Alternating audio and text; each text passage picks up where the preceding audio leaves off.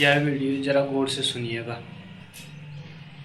तत्यजीहि पूजायाम् इतरेषां न एवं पादोदकं तु पाद्यम् अव्याप्यते स्वयं अर्पितं ग्राह्यम् अविशेषात् निमित्ता गुणाव्यपेक्षणा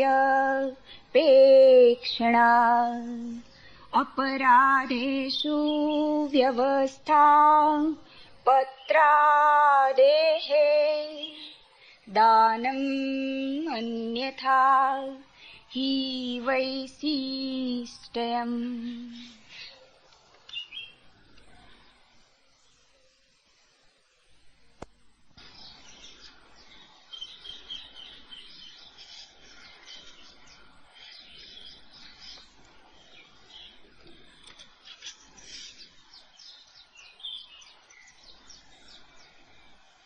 कहाँ सबल तुम, कहाँ निर्बल मैं, प्यारे मैं दोनों का ज्ञाता। तप संयम साधन करने का मुझको कम अभ्यास नहीं है, पर इनकी सर्वत्र सफलता पर मुझको विश्वास नहीं है। धन्य पराजय मेरी जिससे बचा लिया दंभी होने से। कहाँ सबल तुम, कहाँ निर्बल मैं, प्यारे मैं दोनों का ज्ञाता। जो न कहीं भी जीते ऐसों में भी मेरा नाम नहीं है। मुझे उड़ा ले जाना नभ के हर झोंके का काम नहीं है, पर तुम अपनी मुस्कानों में 100 तूफान लिए आते हो। कहीं किधर को भी ले जाओ सहसा मेरा पर खुल जाता। कहाँ सबल तुम, कहाँ निर्बल मैं, प्यारे मैं दोनों का ज्ञाता। वज्र बनाई छाती मैंने, चोट करे घन तो शर्माए। भीतर भीतर जान रहा हूं जहां कुसुम लेकर तुम आए। और दिया रख उसके ऊपर, टूक टूक हो बिखर पड़ेगी। प्याद पवन के छूने पर ज्यों फूल खिला भू पर झड़ जाता। कहाँ सबल तुम, कहाँ निर्बल में, प्यारे मैं दोनों का ज्ञाता। भक्ति का आविर्भाव है मनुष्य की निर्बलता में। भक्ति का आविर्भाव है मनुष्य की असहाय अवस्था में, मनुष्य की दीनता में। मनुष्य एक छोटा सा अंश है इस विराट का। संघर्ष करके जीतना भी चाहो तो न जीत सकोगे। जिससे संघर्ष करना है वह विराट है। जो संघर्ष करने चला है बूंद से ज्यादा उसकी सामर्थ्य नहीं। हार सुनिश्चित है। जो जीतने चलेगा हारेगा। भक्ति का शास्त्र इस सूत्र को गहराई से पकड़ लेता है। जो जीतने चलेगा वह हारेगा, और इसे रूपांतरित कर देता है। भक्ति कहती है हारने चलो और जीतोगे, क्योंकि देखा हमने जो जीतने चला हारा।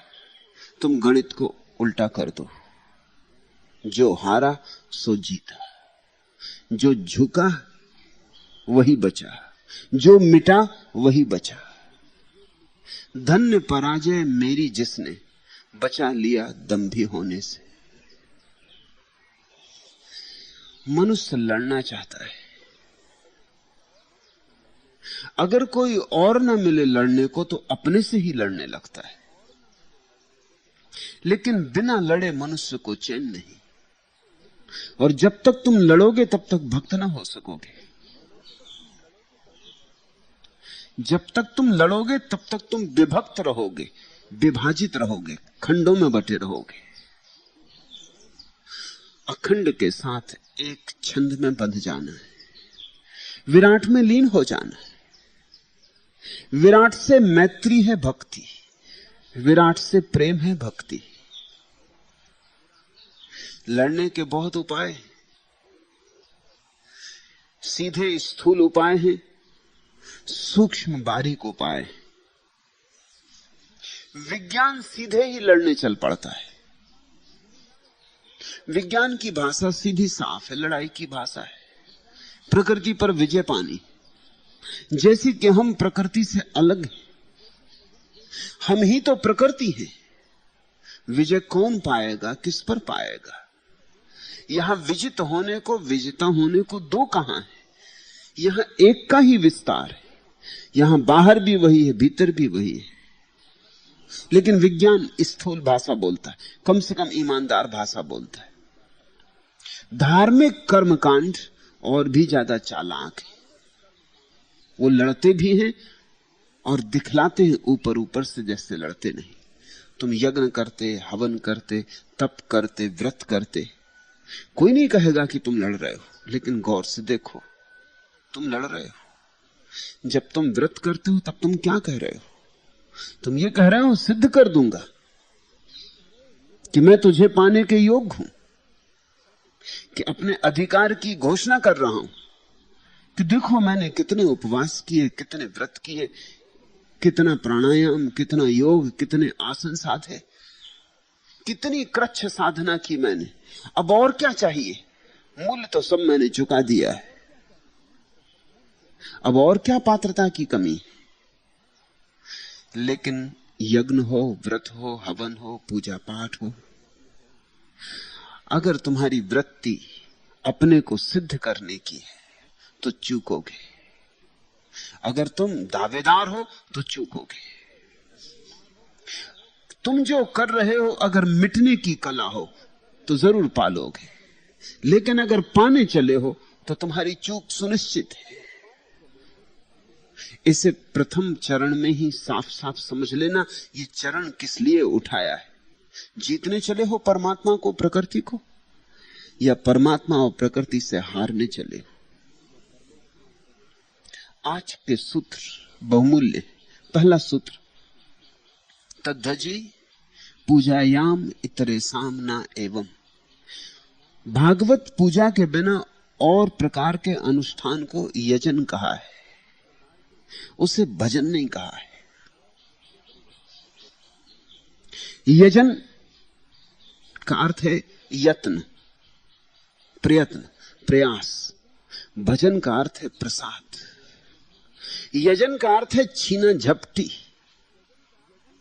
तुम परमात्मा से छीनने चले हो, तुमने आयोजन किया है। तुम कहते हो देखें कैसे तू बचेगा। तुम कहते हो हमने धन भी पा लिया, हमने पद भी पा लिया, अब हम तुझे भी पाकर रहेंगे। तुम परमात्मा को भी मुट्ठी में करने चले हो तो यजन। यजन सुंदर शब्द नहीं है,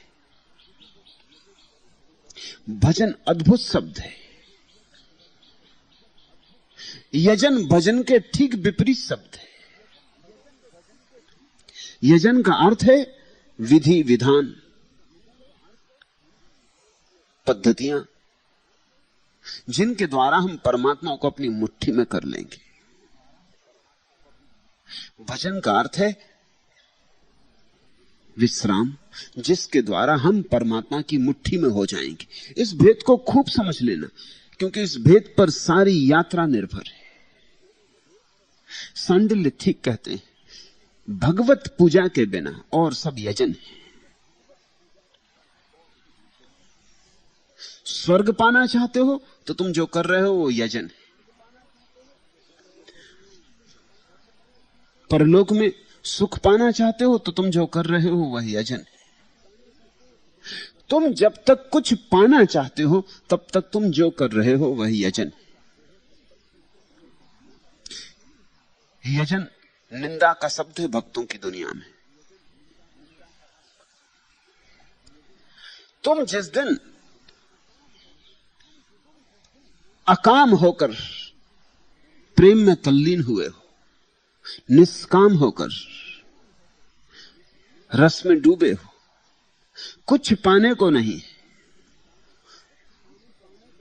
कहीं जाने को नहीं, कोई गंतव्य नहीं,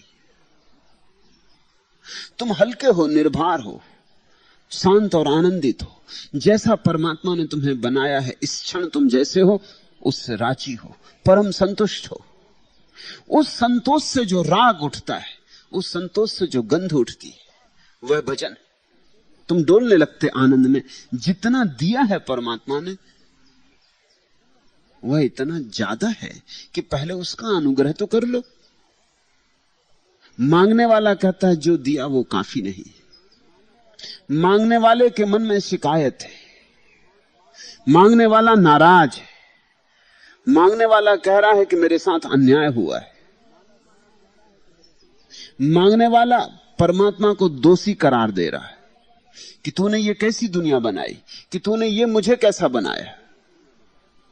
ऐसा होना था, ऐसा होना था, और तूने ये क्या कर दिया। इतने दुख, इतने कांटे, इतना अंधेरा, इतना भटकाव। तू दयावान नहीं, और तूने हमें बिना तैयारी के जगत में भेज दिया। पाथे भी नहीं दिया, रास्ते का इंतजाम भी नहीं जुटाया, कलेवे तक का आयोजन नहीं किया है, दे दिया है धक्का अंधेरे में। तू कैसा पिता है। चाहे तुम साफ कहो या ना कहो, लेकिन जब भी तुम मांगते हो तब तुम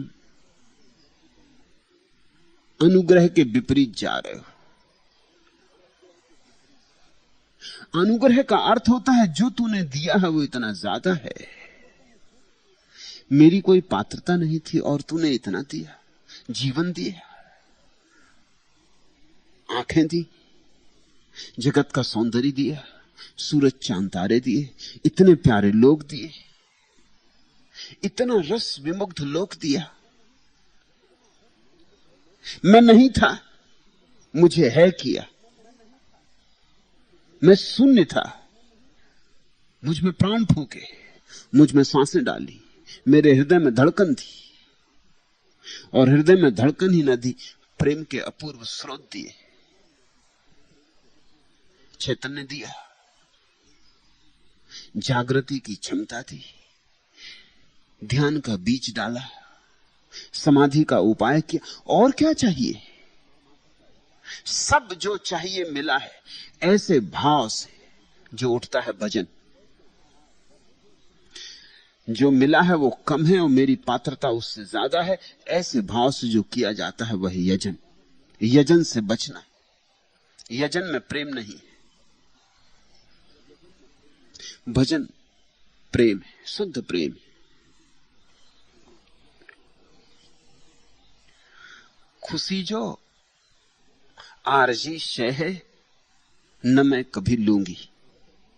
जो हो सका तो बस एक सोजे दायमी लूंगी। जिगर में दर्द, रगों में टीस, आंखों में अश्क। तेरी खुशी है तो मैं इस तरह भी जी लूंगी। निहा है खूने जिगर में ही गर, हयाते दवाम। तो मुस्कुरा के मैं खूने जिगर भी पी लूंगी। रमूजे दिल को छुपाने के वास्ते ए दोस्त, तेरी कसम है कि मैं अपने ओंठ सी लूंगी। दलीले राह मोहब्बत खिरत तो बन ना सकी। जुनूने शौक से अब दर से रहबरी लूंगी। समझना, दलीले राह मोहब्बत खिरत तो बन ना सकी। जो बुद्धि है ये तो मार्गदर्शक नहीं बन सकी। बुद्धि मार्गदर्शक बनी नहीं सकती। बुद्धि से जो पैदा होता है वह यजन है। विधि विधान, मंत्र, यंत्र, यज्ञ, हवन, व्यवस्था, जिसके द्वारा हम परमात्मा को फांस लेंगे। व्यवस्था जैसे कि कोई मछली को फांसने के लिए जाल बनाता है, जैसे मछुआ जाल फेंकता है, ऐसा यजन है। बुद्धि यजन कर सकती है।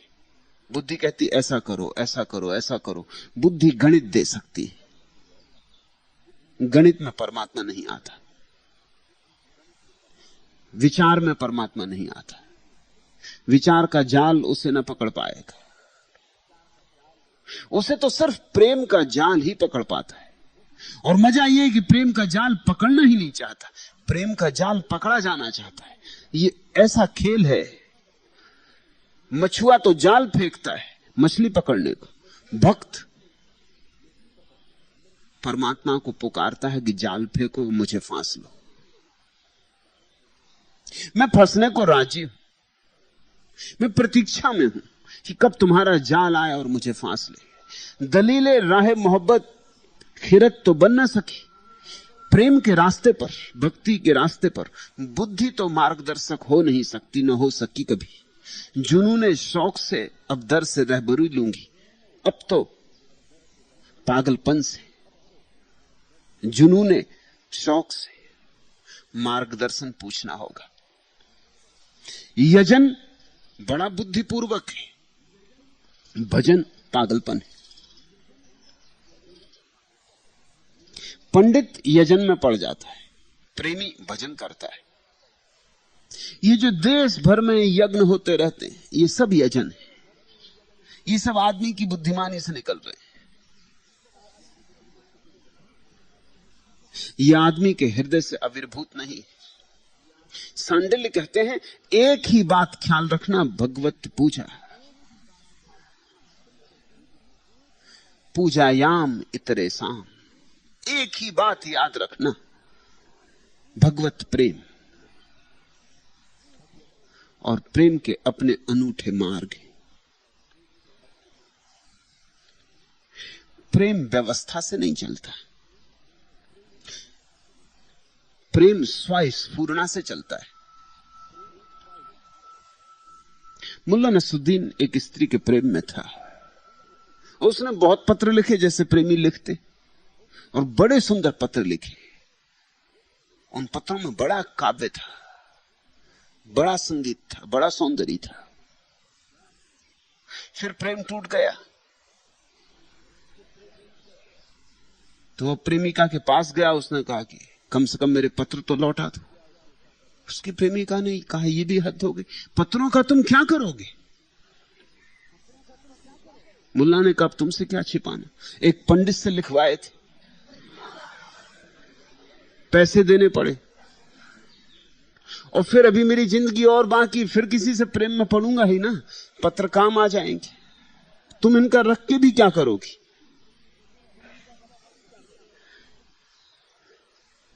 बुद्धि ऐसे ही उपाय खोज लेती। तुम जब किसी पंडित को बुला के कहते हो तनख्वाह दे देंगे, हमारे घर पूजा कर जाना, तो तुम क्या कर रहे हो? तुम प्रेम पत्र किसी और से लिखवा रहे हो। तुम परमात्मा को भी प्रेम पत्र अपना नहीं लिख सकते। टूटी फूटी भाषा से ही भाव होने चाहिए। इस पंडित को कैसे भाव हो सकते हैं? जिस आदमी ने मुल्ला नसरुद्दीन के लिए प्रेम पत्र लिखे, इसके प्रेम पत्र कैसे होंगे? न इसने इसकी प्रेयसी देखी, न इसकी प्रेयसी से इसे कोई प्रेम है, न कुछ लेना देना है। ये कोरे होंगे, इनके भीतर हृदय कहीं भी नाचेगा नहीं। शब्दों का जमाव होगा, शब्द ही शब्द होंगे, राख की तरह। इनके भीतर अंगारा होगा ही नहीं। हृदय हो तो अंगारा दहकता है। लेकिन तुम जब पुजारी को रख लेते हो अपने घर में पूजा के लिए, और वो आके रोज घंटी बजा के घड़ी भर को पूजा कर जाता है, अपनी नौकरी निपटा जाता है, उसे क्या मतलब है परमात्मा से? उसे नौकरी से प्रयोजन है। कल अगर उसे कोई ज्यादा पैसे देने को तैयार होगा तो वो वहां नौकरी करने चला जाएगा।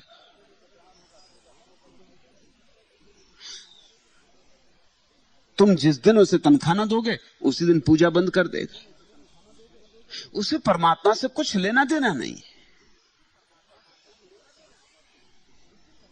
और तुम्हें भी क्या परमात्मा से लेना देना? अन्यथा तुम बीच में इस बिचवैये को लेते, तब तुम रो लेते, अपनी टूटी फूटी भाषा बोल लेते। कुछ वेद दोहराने की जरूरत नहीं है, ना ही उपनिषद कंठस्थ होने चाहिए, न कुरान याद करने की कोई जरूरत है। तुम्हें जबान दी है, तुम्हें हृदय दिया, तुम्हें भाव दिए। अपना गीत खुद बना लो, अपनी प्रार्थना खुद रच लो। रचने की भी क्या जरूरत है? क्योंकि परमात्मा तुम्हारे भाव पहचानता है, तुम्हारे भाषा से कुछ लेना देना नहीं। उस तक भाषा पहुंचती ही नहीं। नहीं तो भाषाएं तो कितनी है, जमीन पर कोई 5000 भाषाएं, और ये जमीन कोई अकेली जमीन है ऐसा नहीं। वैज्ञानिक कहते हैं कम से कम 50,000 जमीनों पर जीवन है, वो भी कम से कम। इतने पे तो होना ही चाहिए, ज्यादा पे भी हो सकता है। इस छोटी सी जमीन पर 5,000 भाषाएं, 50,000 जमीनों पर कितनी भाषाएं होंगी? तुम्हारी सबकी भाषाएं समझते समझते परमात्मा पागल नहीं हो जाएगा?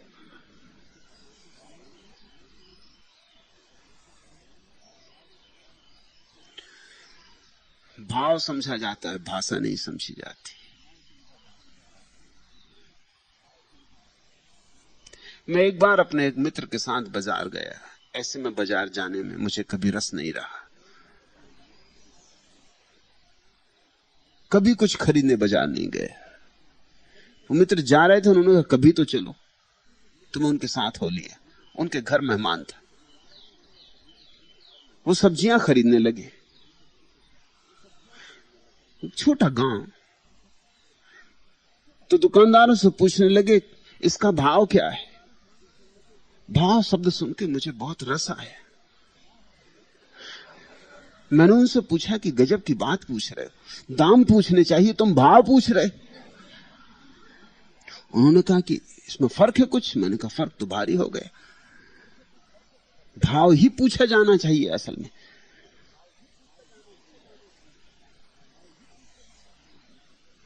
दाम तो ऊपर ऊपर है, कीमत तो ऊपर ऊपर है, भाव भीतर है। परमात्मा तुमसे ये नहीं पूछेगा तुमने कैसे प्रार्थना की, कितनी कीमती प्रार्थना की, कितने कीमती शब्दों का उपयोग किया। यही पूछेगा क्या भाव, तुम्हारा भाव क्या है। लेकिन तुमने शायद भाव वाली प्रार्थना की ही नहीं कभी। तुम जब गए मांगने गए हो, तुम्हारी सारी प्रार्थनाएं सकाम। कभी कहते हो बेटा नहीं पैदा हुआ तो बेटा पैदा हो जाए, कभी कहते हो बेटा पैदा हो गया तो उसकी नौकरी नहीं लगी, नौकरी लग जाए, कभी कहते हो पत्नी बीमार है, कभी कहते हो कुछ, कभी कुछ। तुम जब जाते हो तब क्षुद्र की मांग लेके जाते हो। उस विराट के सामने तुम क्षुद्र की मांग लेके खड़े होते हो। अपमानजनक है यह। ऐसे यजन छोड़ो, उसके सामने तो आंसुओं से भरी हुई आंखें ले जाओ, उसके सामने तो झुक जाओ भाव में, उसके सामने तो चुप हो जाओ तो चलेगा। बोलने की इतनी कोई आवश्यकता नहीं। बोल अपने से आता हो तो ठीक, मगर उधार ना हो। मैं तुम्हें ऐसी ही प्रार्थना सिखाना चाहता हूं जो तुम्हारे भीतर जन्मती हो, जो तुम्हारा फूल हो। झुक जाना, अगर कोई भाव उठे तो कह देना, मगर पहले से सोच के भी मत जाना, अन्यथा झूठ हो जाएगा।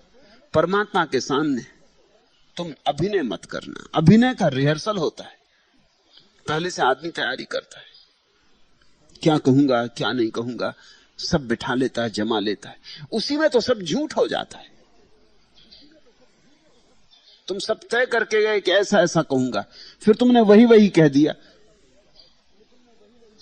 ये तो झूठ हो गया। उस क्षण की भाव अभिव्यंजना ना रही, बासा हो गया। तुम पहले ही इसे कह चुके थे अपने सामने, अब जाके इसे तुमने दोहराया।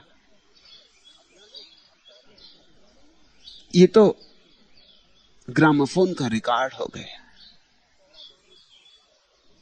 तुम्हारी स्मृति ने दोहरा दोहरा के भर लिया था अपने भीतर, जाके उगल दिया। ये तो एक तरह का वमन हुआ।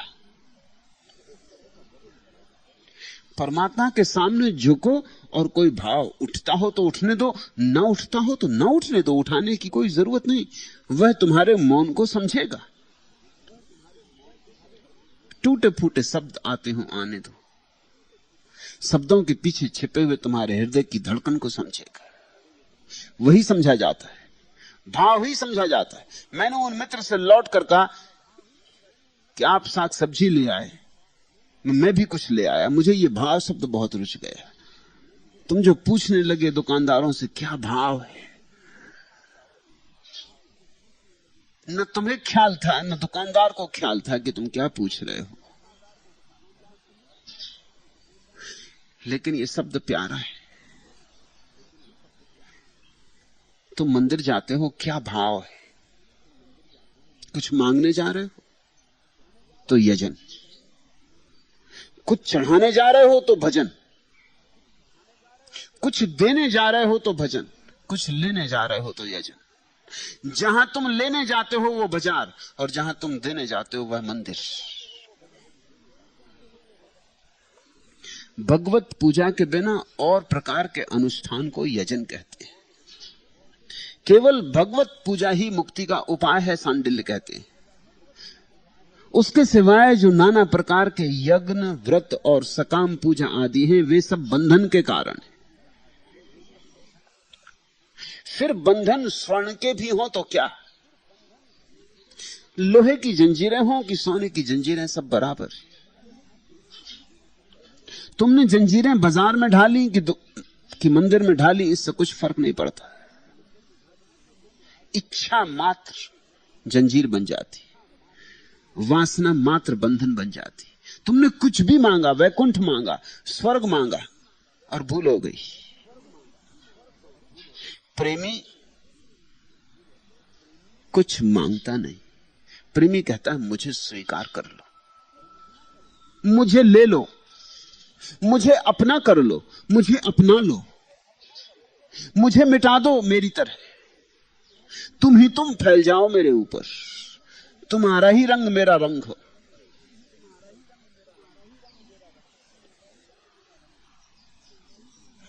एक मित्र ने कल प्रश्न पूछा था कि सन्यास का क्या अर्थ, और सन्यास में गहरे वस्त्र पहनने क्यों अनिवार्य है। सन्यास का अर्थ होता है तुमने अपना रंग छोड़ा। गुरु जो रंग पकड़ा दे पकड़ा। ये तो प्रतीक है, गैरिक तो प्रतीक है। गैरिक रंग में कुछ नहीं रखा है, असली भीतर एक भाव छिपा है, वो ये कि अब गुरु जो रंग देगा उसी रंग में रहूंगा। ये तो शुरुआत है, कपड़े रंगने से तो शुरुआत है, आत्मा को रंगना है। अगर तुम कपड़ा रंगने से ही डर गए और कपड़ा रंगने की भी हिम्मत न दिखाई तो और आगे कैसे बढ़ोगे।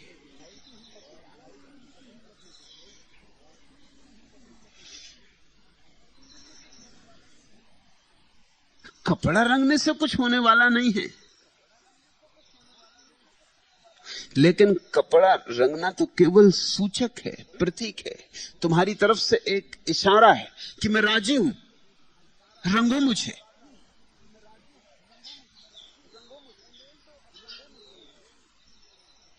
उंडेल दो अपना रंग मेरे ऊपर, मैं झेलूंगा, मैं भागूंगा नहीं, मैं तुम्हारे प्रति खुला हूं। फिर से कोई फर्क नहीं पड़ता कि कौन सा रंग गुरु दे दे। बुद्ध ने पीला रंग दिया अपने भिक्षुओं को, चलेगा।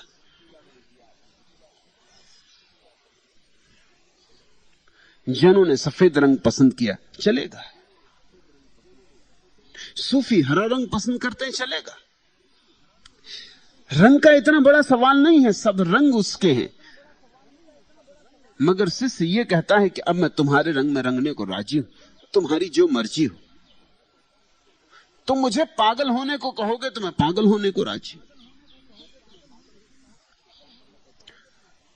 तुमने पूछा क्या कपड़े का रंगना अनिवार्य है? कपड़ा है ही नहीं, न रंग का सवाल है न कपड़े का सवाल है, लेकिन तुम्हारी तरफ से यह इशारा जरूरी है, अनिवार्य है, नहीं तो शिष्य कोई कैसे होगा। यह इशारा जरूरी है कि अब जो मर्जी। इब्राहिम सम्राट था, अपने गुरु के पास गया, और गुरु ने ऐसी मांग की जो उसने कभी अपने किसी और से न की थी। इब्राहिम झुका तो गुरु ने कहा कि सच में झुक रहे हो? इब्राहिम ने कहा कि नहीं, झुकना होता तो आता ही नहीं, कोई मुझे लाया नहीं, अपने से आया हूं, झुक रहा हूं। तो इब्राहिम ने कहा प्रमाण दे सकोगे?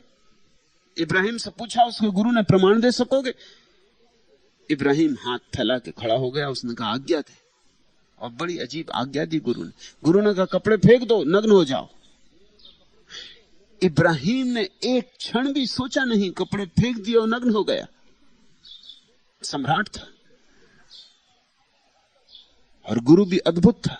गुरु ने कहा उठा लो वो जूता जो पड़ा है, निकल जाओ बाजार में, मारते जाओ अपने सिर पे जूता, इकट्ठी होने दो भीड़, पूरे गांव का चक्कर लगा के आ जाओ। और इब्राहिम चला गया अपनी ही राजधानी में,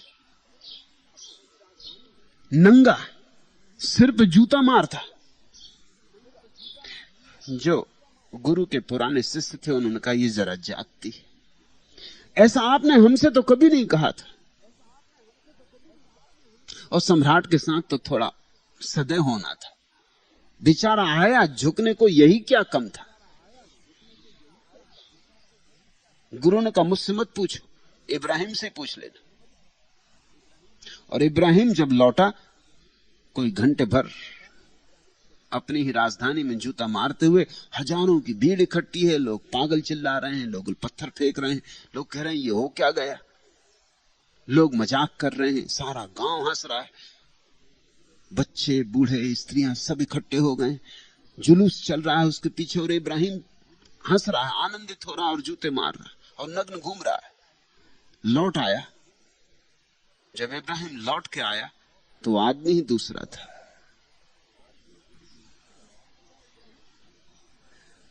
गुरु ने अपने शिष्यों को कहा इब्राहिम से पूछ लो।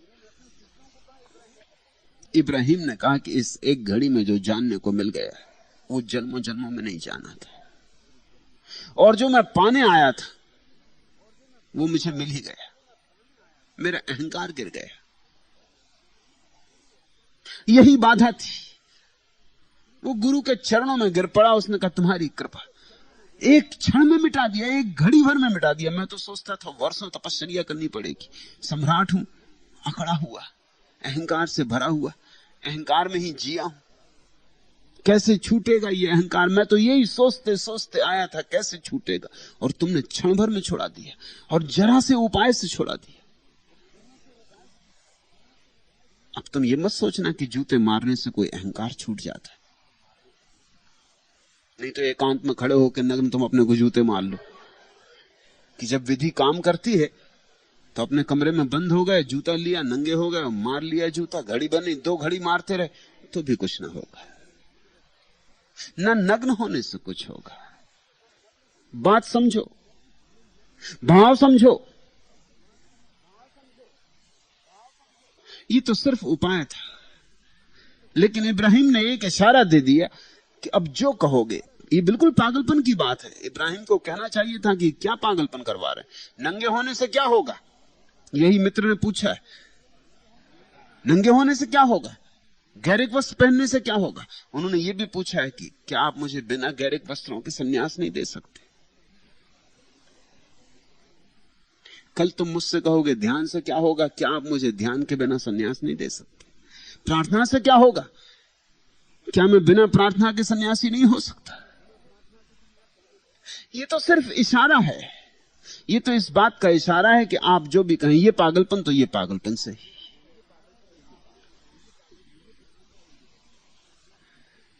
भक्त अपने को देने जाता है, इसलिए देने वाला शर्तें नहीं रख सकता। भक्त समर्पित होता है, समर्पण बेशर्त ही हो सकता है।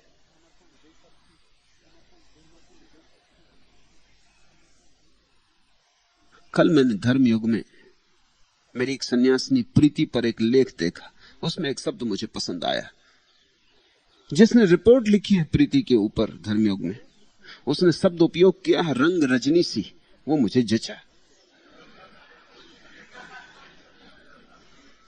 वो गैरिक नहीं है, रंग रजनी सी। उसकी तैयारी हो तो ही सन्यास संभव है, उतना छोड़ने के लिए मन राजी हो तो ही। और बहुत कुछ छोड़ना पड़ेगा, ये तो शुरुआत है। ये तो ऐसा समझो कि सम्राट ने कहा, सम्राट से उसके गुरु ने कहा होता पहले टोपी छोड़ो, और वो कहता टोपी छोड़ने से क्या होगा, क्या बिना टोपी छोड़े ज्ञान नहीं हो सकता। वो टोपी छुड़वाना तो सिर्फ शुरुआत थी। फिर वो कहता अचकन गिराओ, कमीज गिराओ, कोट गिराओ, अब पजामा भी गिर जाने दो, अब अंडरवियर भी छोड़ दो। ऐसा धीरे धीरे। मैं जानता हूं कि तुम इकट्ठे नग्न ना हो सकोगे, तुम्हारी इतनी हिम्मत नहीं है। तुमसे कहता हूं टोपी उतारो। चलो जी, टोपी ही सही उतारो, तो कुछ तो उतारो, थोड़ा तो भार हल्का हो। गुरु के रंग में रंग जाना, शिष्यत्व में, और उसी रंग में रंगने से तुम्हें परमात्मा के रंग में रंगने की कला आएगी।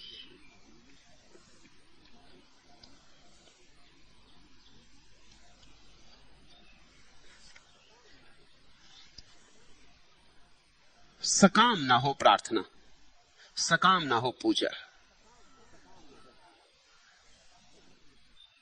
कोई वासना ना हो पाने की, आह्लाद से हो,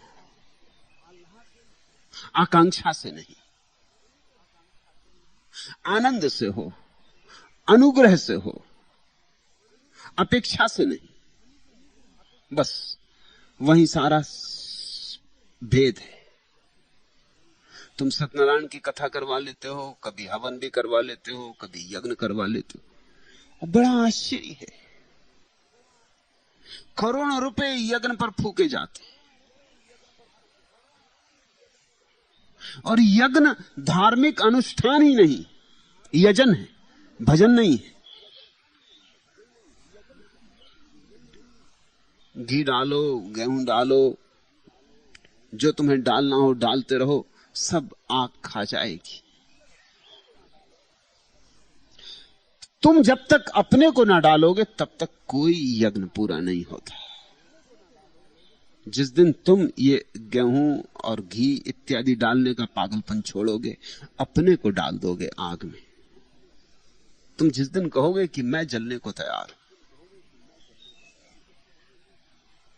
उस दिन क्रांति घटती, उस दिन भक्त का जन्म होता है। अरबाबे मोहब्बत ने तरासे हैं सनम, और बुत खाने फितरत का न खुल जाए भरम, और करता रहे सैराब गमे दिल कोई एकाश, और मैं ये कहे जाऊं दिए जा मुझे गम, और कुछ कम नहीं तो भी मगर ये गर्द से दौरान, हम क्या कहें उस बुत का है अंदाजे सितम, और इस राज से वाकिफ नहीं काफिर हो कि मोमिन, दुनियाए मोहब्बत के हैं दैर और हरम, और जितना कोई मिटता है रहे इश्क में नाहिद, उनकी निगाह नाच का होता है कर्म, और प्रेम के मंदिर और प्रेम की मस्जिदें अलग ही हैं। तुम्हारे मंदिर और मस्जिदों से उनका कुछ लेना देना नहीं। इस राज से वाकिफ नहीं काफिर हो कि मोमिन, ना तो तुम्हारा पंडित परिचित है, ना तुम्हारा मौलवी परिचित है इस रहस्य से। इस राज से वाकिफ नहीं काफिर हो कि मोमिन, दुनियाए मोहब्बत के हैं दैर और हरम, और वो जो प्रेम की दुनिया है उसके मंदिर और उसकी मस्जिदें और उसके यज्ञ और उसके हवन और उसके विधि विधान, और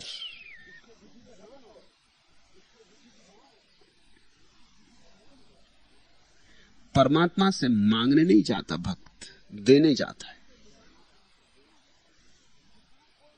अपने को लुटाने जाता है। जितना कोई मिटता रहे उतना ही होता चलता है,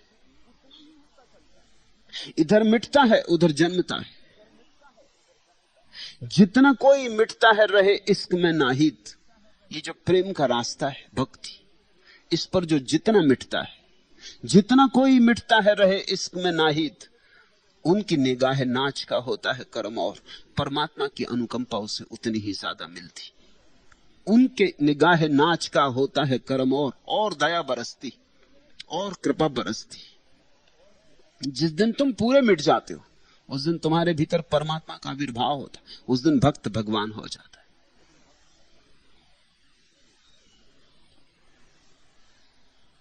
इसलिए सांडिल्य प्रारंभ से ही इस सूत्र में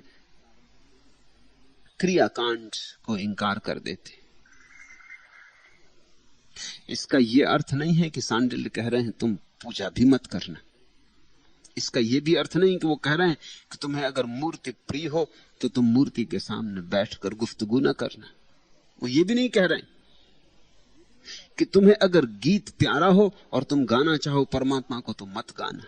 वो इतना ही कह रहे हैं कि ये सब सहज हो और आकांक्षा शून्य हो।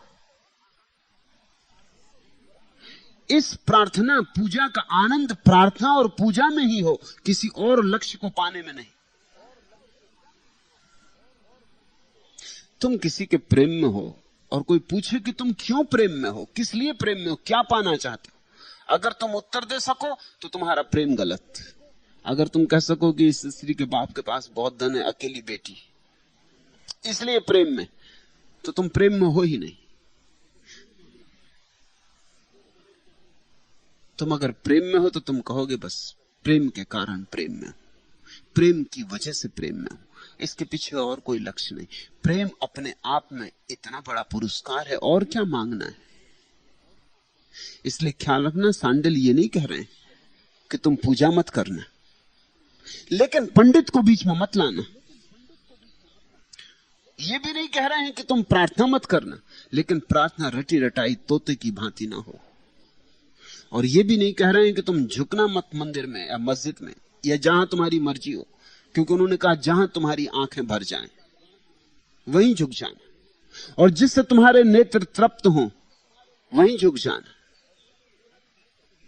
जिससे तुम्हें सुख की झलक मिले वहीं झुक जाना, जहां शांति का आकाश खुले वहीं झुक जाना। सिर्फ कह ये रहे हैं कि इस झुकने को अभ्यास मत बनाना। ये झुकना सहज हो, अनायास हो, अप्रयास से हो, इसके पीछे यत्न ना हो। तुम झुकने का निरंतर अभ्यास कर करके अगर झुकोगे, झुकना झूठा हो जाएगा। जिसका भी अभ्यास किया जाता है वही चीज झूठी हो जाती है।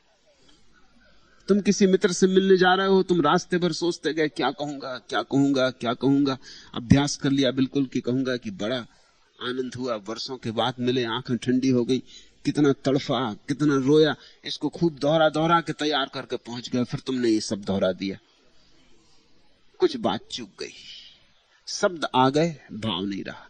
अगर भाव था तो शब्दों की आयोजना करने की जरूरत न थी। जब भाव होते हैं तो उनके योग शब्द अपने आप पैदा हो जाते। जब प्रेम होता है तो प्रेम को कैसे निवेदन करना ये प्रेम जानता है, इसके लिए अभ्यास नहीं करना होता। स्मरण रखना, जब तुम्हारे भीतर कोई चीज प्रकट होने को पक जाती है तो निश्चित प्रकट होती है। जब फूल खिलने के योग्य हो जाता है जरूर खिलता है और सुगंध को लुटा देता है। इसके लिए किसी अभ्यास आयोजन की आवश्यकता नहीं। दूसरा सूत्र, पादोदकम तो पाद्यम अव्याप्ते। भागवत मूर्ति के स्नान जल को ही पादोदक समझना चाहिए। जरूरत नहीं है कि कोई गंगा जाए, यमुना की तलाश करे, कि गंगोत्री खोजे पवित्र जल के लिए। नहीं, अगर तुमने प्रेम से, आनंद से, अहोभाव से अपने घर में रखी पत्थर की मूर्ति पर भी अपनी प्रार्थना की वर्षा कर दी, प्रेम और आनंद से अपनी मूर्ति को नहला दिया, तो उन चरणों से जो जल गिर रहा है वो गंगा से ज्यादा पवित्र हो गया। लेकिन ख्याल रखना, वो गंगा से ज्यादा पवित्र मूर्ति के कारण नहीं हो रहा है। मूर्ति तो पत्थर है। वो गंगा से ज्यादा पवित्र किस लिए हो रहा है? तुम्हारे भाव के कारण हो रहा है। तुमने उस मूर्ति में भगवान का आविष्कार कर लिया है। तुम्हारे लिए वह मूर्ति मूर्ति नहीं, तुम्हारे लिए वह मूर्ति भगवान का प्रतीक हो गई। ऐसा समझो कि किसी प्रेसी ने तुम्हें एक रुमाल भेंट कर दिया, 4 आना उसकी कीमत है। अगर तुम बाजार में जाओगे, लोगों को दिखाओगे कि इसकी कितनी कीमत है, तो कोई शायद 4 आने में लेने को तैयार ना हो, क्योंकि 4 आने में तो नया मिल जाता है, इस पुराने रुमाल को कौन लेगा।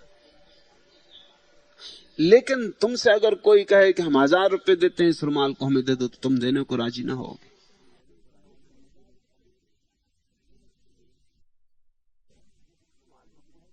इस रुमाल में कुछ है जो किसी और को दिखाई नहीं पड़ता। इस रुमाल में कुछ है जिसे तुम ही जानते हो, तुम्हारे भाव का प्रतिष्ठापन हो गया है। ये याददाश्त है, इसमें किसी की स्मृति छिपी है, इसमें प्रेम के कोई स्मरण छिपे, इसमें प्रेम की कोई अपूर्व घटना छिपी, मगर उसका अनुभव सिर्फ तुम्हें है, उसे सिर्फ तुम जानते हो। वस्तुतः वह रूमाल में नहीं, तुम्हारे हृदय में। रूमाल पर्दे का काम करता है, रूमाल को देख के हृदय में जो है वो जग जाता। इसको ख्याल समझ लेना। इसलिए जब मुसलमान हिंदू की मूर्ति तोड़ देता है तो वो भगवान की मूर्ति नहीं तोड़ रहा। भगवान की होती तो तोड़ता कैसे? वो सिर्फ मूर्ति तोड़ रहा है, वो पत्थर तोड़ रहा है, वो नाहक मेहनत कर रहा है। और जब हिंदू उस मूर्ति की पूजा करता है तो वो पत्थर की पूजा नहीं कर रहा है। पत्थर होता तो वो पूजा ही क्यों करता है? और अगर पत्थर की कर रहा है तो उसमें और मूर्ति तोड़ देने वाले में कोई भेद नहीं। जहां भाव आरोपित हो जाता है वहां मूर्ति नहीं रह गई, जीवंत हो उठी। मूर्ति पर्दा है। इसे ऐसा समझो कि तुम फिल्म देखने जाते हो। फिल्म पर्दे पर नहीं होती, पर्दा तो खाली। पर्दा बिल्कुल खाली ही होना चाहिए। अगर पर्दे पर कुछ हो तो फिल्म के होने में बाधा हो जाएगी। इसलिए पर्दा बिल्कुल शुभ्र होता है, सफेद होता है, उसमें एक रेखा भी नहीं होती। कभी अगर पर्दे पे एक दाग होता तो वो बाधा बन जाता। एक रेखा होती तो वो दिखाई पड़ती हर चित्र के साथ। पर्दा बिल्कुल शून्य होना चाहिए, शुभ्र, रिक्त। फिल्म तो पीछे प्रोजेक्टर में छिपी होती, पर्दा तो सिर्फ उस फिल्म को झेलने का उपाय करता है और झेल के तुम्हारी आंखों तक लौटा देता है। अगर पर्दा ना हो तो भी प्रोजेक्टर चलता रहेगा, लेकिन तुम्हारी आंख तक लौटेगी नहीं। फिल्म चली जाएगी, जगत में चलती जाएगी, तुम तक कभी लौट के नहीं आएगी, तुम देख ना सकोगे। पर्दा करता क्या है? पर्दा बीच में बाधा बन जाता। वो जो फिल्म जा रही, चित्र जा रहे हैं, रोशनी पर चढ़ के उनको रुकावट डाल देता, आगे नहीं जाने देता।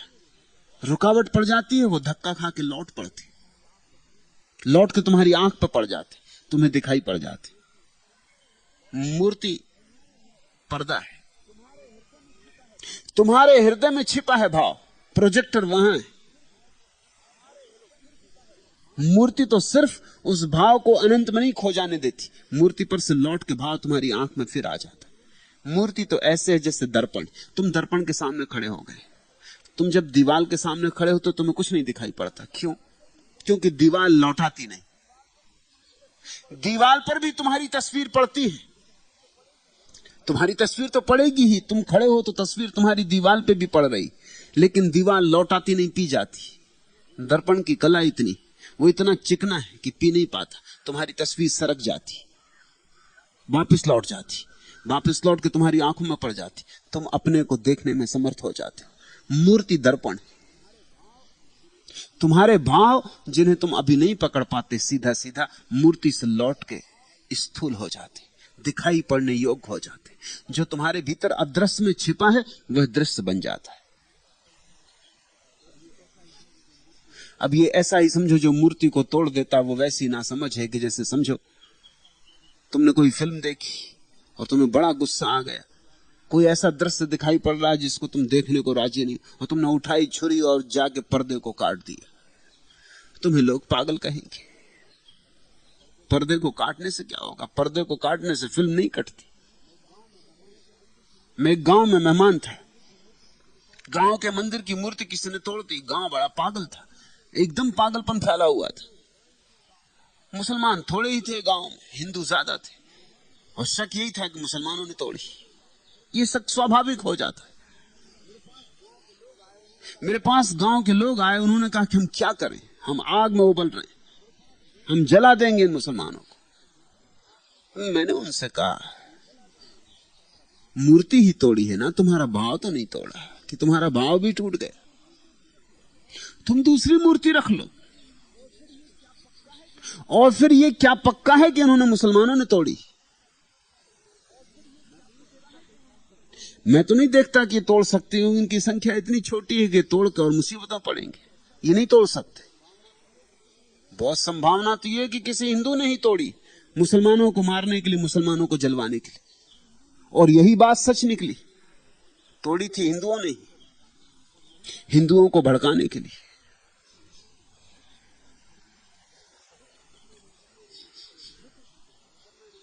लेकिन जब मैंने उनसे कहा, गांव के सीधे साधे लोग थे, जब मैंने उनसे कहा कि मूर्ति टूटने से तुम्हारा भाव टूट गया, तो उन्होंने कहा नहीं, भाव तुम्हारा नहीं टूटा। मैंने कहा ये मूर्ति तो पत्थर ही थी ना, कभी बाजार से खरीद के लाए थे ना, अब दूसरी खरीद लाओ, मैं तुम्हें पैसे दे दूंगा, तुम दूसरी रख लो, दूसरा पर्दा लगा लो, उस पर अपने भाव को आरोपित कर दो। और तुम भूल गए हो कि इस देश में तो हमने कितनी सुविधा से मूर्तियां बनाई थी। गांव के किनारे एक पत्थर पड़ा रहता है, किसी का दिल आ गया, उसी पर जाके और सिंदूर पोत दिया, 2 फूल चढ़ा दे, मूर्ति हो गई। ये देश अद्भुत है, हर चीज को हम पर्दा बनाना जानते। कोई मूर्ति कीमती होनी चाहिए ऐसा थोड़ी। तुम जान के चकित होगे, जब पहली दफा अंग्रेजों ने मील के पत्थर लगाए तो बड़ी मुश्किल में पड़ गए, क्योंकि गांव के पास से मील का पत्थर लगाया, दूसरे दिन आया तो वहां उन्होंने सिंदूर पोत के फूल चढ़ा दी। वो पूजा करने लगे, उनका हनुमान जी है, हनुमान जी प्रकट हो गए। अंग्रेज बड़े परेशान थे, वो समझा समझा के हैरान थे कि मील का पत्थर है, मगर हम तो पत्थरों को मूर्ति बनाना जानते, हम तो कहीं भी अपने भाव को आरोपित करना जानते। प्रसिद्ध कहानी है जैन फकीर इक्कू की। एक रात एक मंदिर में ठहरा, आधी रात को मंदिर के पुजारी ने देखा कि आग जल रही बीच मंदिर में, तो वो भाग आया कि मामला क्या है। देखा तो और हैरान हो गया। इस इक्कू को ठहरा लिया था क्योंकि प्रसिद्ध फकीर था। शक तो था पुजारी को, क्योंकि पुजारियों को सदा ही जानकारों पर शक रहा है, क्योंकि जानकार और पुजारी का मेल नहीं होता। मगर ठहरा लिया था कि इतना प्रसिद्ध आदमी है, क्या हर जा, रात रुकेगा, सुबह चला जाएगा। मगर उपद्रव हो गया, उसने बुद्ध की मूर्ति जला दी। लकड़ी की मूर्तियां थी मंदिर में, जापान में लोग लकड़ी की मूर्तियां बनाते। वो बुद्ध की मूर्ति जला के आंच ताप रहा था। उस पुजारी ने सिर ठोक लिया, उसने कहा तुम ये कर क्या रहे हो, तुम होश में हो कि तुम्हारा दिमाग खराब है। इक्कू ने बड़ी शांति से पूछा कि क्या मामला, इतने उद्विग्न क्यों हो रहे हो, बात क्या है। उसने कहा तुमने बुद्ध को जला दिया, पूछते उद्विग्न हो रहे। पास में पड़े एक लकड़ी के टुकड़े को उठा के उसने राख में कुरेदा। अब पूछने का मौका था पुजारी को। उसने कहा तुम ये क्या कर रहे हो। उसने कहा मैं बुद्ध की अस्थियां खोज रहा हूं। पुजारी ने कहा तुम निश्चिंत पागल हो, इसमें अस्थियां कहां, ये लकड़ी है। तो इक्कू हंसने लगा। उसने कहा जब तुम्हें पता है कि लकड़ी है तो क्यों इतने उद्विग्न हो रहे, और 1-2 मूर्तियां मंदिर में उठा लाओ, अभी रात बाकी है और बहुत सर्द है, और तुम भी तापो, मैं तो ताप ही रहा हूं, तुम क्यों उद्विग्न हुए जा रहे हो। इस आदमी का ठहरा रखना खतरनाक था। पुजारी ने उसे रात ही बाहर निकाल दिया मंदिर के। सर्द रात थी, बर्फ पड़ रही थी। देखो उसने कहा मैं तुम्हें मंदिर में नहीं टिकने दे सकता, या तो मुझे बैठ के रात भर तुम्हारे सामने देखना पड़ेगा, तुम कहीं दूसरी मूर्ति न जला दो। अब जो हो गया हो गया। सुबह उसने देखा कि वो मंदिर के सामने वो मील के पत्थर के पास बैठा है, फूल चढ़ा के प्रार्थना कर रहा है। पुजारी ने पूछा अभी और क्या कर रहे हो। उसने कहा पूजा कर रहा हूं, रोज सुबह भगवान की स्मृति करता हूं तो कर रहा हूं। मगर उसने कहा ये मील का पत्थर है। उसने कहा अगर लकड़ी भगवान की मूर्ति हो सकती तो मील का पत्थर क्यों नहीं। ये तो भाव की बात है। इक्कू ने कहा जब जरूरत होती है लकड़ी की तो हम भाव हटा लेते, जब जरूरत होती है भगवान की हम भाव आरोपित कर देते। अब सुबह पूजा का वक्त है, अब कहां जाएं, किस मंदिर में खोजें, यहीं हमने भगवान का आविर्भाव कर लिया। झुकने की बात है, यहीं झुक गए, यहीं 2 बातें प्रेम की उससे कह ली, बात पूरी हो गई। रात सर्द बहुत थी, तब हमने भाव हटा लिया था, तब हमने लकड़ी को कह दिया था तू लकड़ी है, अब तू भगवान नहीं है। जिनके पास समझ है, दृष्टि है, उनके जीवन में यही होगा।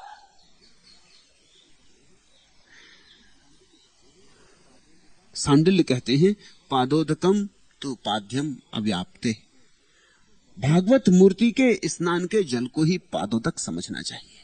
तुमने जहां भगवान का आरोपण कर लिया है, फिर उनको स्नान करवाया है, वो जो जल बह रहा है वही गंगा जल है, वही अमृत है। कहीं और जाने की जरूरत नहीं। तीर्थ अपना तुम बना ले सकते हो, सब तुम्हारे हाथ में। मेरे इसका ही यह एहसान है। तुम्हें देखिए क्या से क्या कर दिया। हम ही से दैरो हरम ने फरोग पाया है।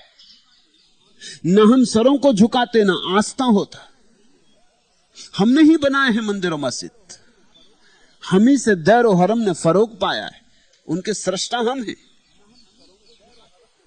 न हम सरों को झुकाते, न आस्था होता। अगर तुम सर न झुकाते तो मंदिर कहां होता?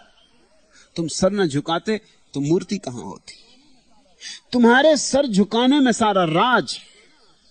जिसको सर झुकाना आ गया उसके लिए सारा जगत परमात्मा हो जाता है, सारा जगत पर्दा हो जाता है। जिसे सर झुकाना ना आया वो लाख पूजा करे, लाख यज्ञ हवन करे।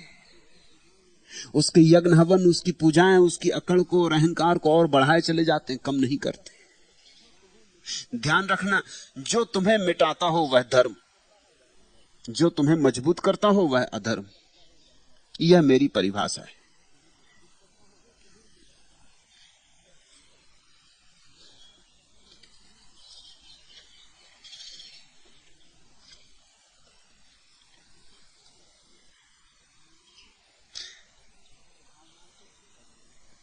भावना से भगवान का आविर्भाव, स्वस्फूर्ति से भगवान का आविर्भाव,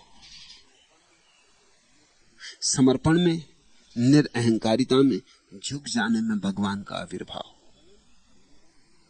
स्वयं अर्पितम ग्राह्यम अविशेषात। अपनी समर्पण की हुई वस्तु ग्रहण करना उचित है, क्योंकि उसमें कोई भी विशेषता नहीं है। एक सवाल उठता है, उसका जवाब दिया है। सवाल उठता है कि तुमने परमात्मा को समर्पित किया, कुछ अपना जीवन समर्पित कर दिया समझो। भक्त को करना ही पड़ेगा, इससे कम में काम भी नहीं चलेगा। अपना जीवन समर्पित कर दिया भगवान को, फिर इस जीवन का हम उपयोग कैसे करें?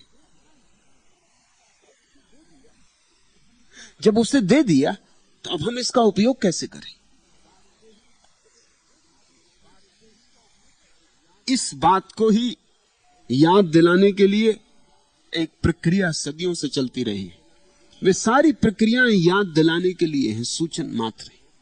तुम जाके भगवान को भोग लगा देते हो, फिर वही भोग प्रसाद बन जाता है, फिर तुम उसको ले लेते हो, फिर उसको तुम स्वीकार कर लेते हो। उसमें एक सार का सूत्र छिपा है। भगवान को सब दे दो, सब लौट आता है, ज्यादा होके लौट आता है। जब तुमने चढ़ाया तब उसे भोग का नाम दिया था, और जब लौटता है तो उसका नाम प्रसाद हो जाता है। जो तुम देते हो वो तुम्हीं पर वापस आ जाता है। लेकिन फर्क बहुत है। अब तुम लेने वाले हो, अब तुम स्वीकार करने वाले हो, अब तुम ग्राहक हो। और जब एक बार तुमने चढ़ा दिया तो चढ़ाते ही तुम्हारा तो रहा नहीं। इसलिए अब तुम्हें यह चिंता नहीं होनी चाहिए कि अपनी ही चढ़ाई हुई चीज कैसे वापस लूं। तुमने तो चढ़ा दिया, तब से तुम्हारी ना रही। अब परमात्मा की मर्जी, वो वापस देना चाहता है, तो तुम क्या करोगे? ये सूत्र कहता है अपनी समर्पण की हुई वस्तु ग्रहण करना उचित है, कोई चिंता मत लेना। क्योंकि उसमें कोई भी विशेषता नहीं है, तुम्हारी रही ही नहीं। विशेषता की बात ही क्या है? तुमने तो दे दी थी, परमात्मा ने लौटा दी। अगर परमात्मा ने लौटा दी तो अनुग्रह से उसे स्वीकार कर लेना, प्रसाद मान के स्वीकार कर लेना। ऐसा समझो जैसा मैंने कल या परसों तुमसे कहा, संसार छोड़ के नहीं भागना है, संसार परमात्मा पर छोड़ देना है। सारा संसार समेट के उसके चरणों में रख देना कि ये रहा तेरे पास। अगर उसे ले लेना होगा तो वापस नहीं लौटेगा। वो तुम्हें उत्प्रेरणा देगा कि चले जाओ जंगल।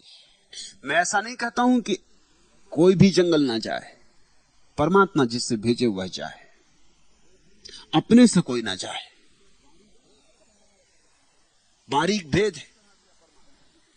तुमने सब चढ़ा दिया परमात्मा पर, अब तुम प्रतीक्षा करो। अगर तुम्हारे मन में भीतर याद आ जाए बच्चे की और पत्नी की, तो मतलब साफ है कि परमात्मा कह रहा घर वापस जाओ। अब तुम ये मत कहना कि ये बात तो मेरे गंदे मन से आ रही, यहां गंदा कुछ भी नहीं, सब उसका है, कैसे गंदा हो सकता है? और तुमने सब चढ़ा दिया। अब परमात्मा तुम्हारे ही मन से तो बोलेगा, और कहां से बोलेगा? तुम्हारी आंख से ही तो देखेगा, तुम्हारे विचार से ही सोचेगा। परमात्मा के पास अपने हाथ नहीं है, अपने पैर नहीं। तुम्हारे हाथ ही उसके हाथ, तुम्हारे पैर ही उसके पैर है। इंग्लैंड में ऐसा हुआ पिछले महायुद्ध में, एक नगर के चौराहे पर जीसस की मूर्ति थी। जर्मनों के बम गिरे, वो मूर्ति खंड खंड होकर टूट गई, टुकड़े टुकड़े होकर गिर गई। युद्ध के बाद लोगों ने सारे टुकड़े इकट्ठे कर लिए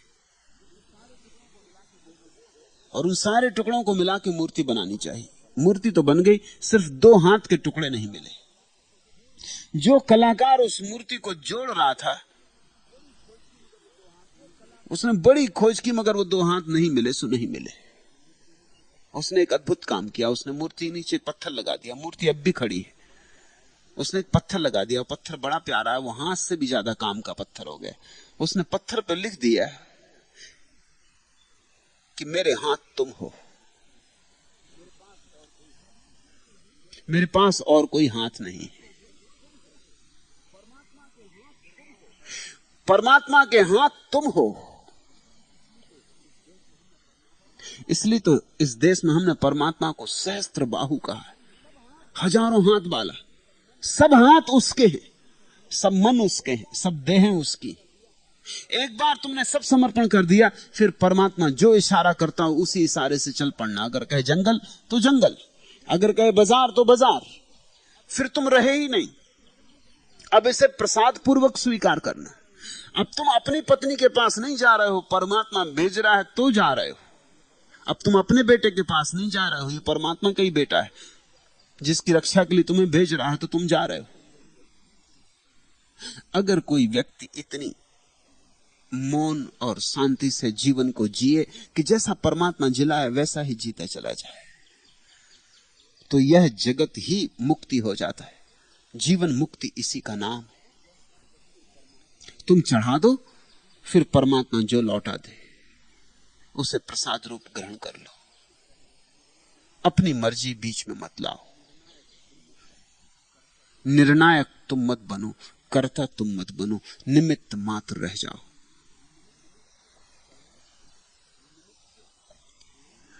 निमित्त गुणानपेक्षणात् अपराधेषु व्यवस्था। निमित्त गुण और अनपेक्षा के अनुसार अपराध की व्यवस्था है। 3 भूलें भक्त से हो सकती हैं, उन 3 भूलों से बचना। ये 3 अपराध सांडिल ने कहे। पहला अपराध निमित्त। निमित्त उस अपराध को कहते हैं जो अनिच्छा से हो जाए। तुम चाहते भी नहीं थे, तुमने सोचा भी नहीं था, विचारा भी नहीं था, और हो गया। आकस्मिक हो जाए, बिना पूर्व योजना के हो जाए, दुर्घटना की तरह हो जाए। यह सबसे छोटा अपराध है। ऐसी बहुत सी भूलें हमसे हो जाती जो हम चाहते भी नहीं थे कि हो, हमने सोची भी नहीं थी कि हो, हमने उनको बल भी नहीं दिया था, बस हो गई।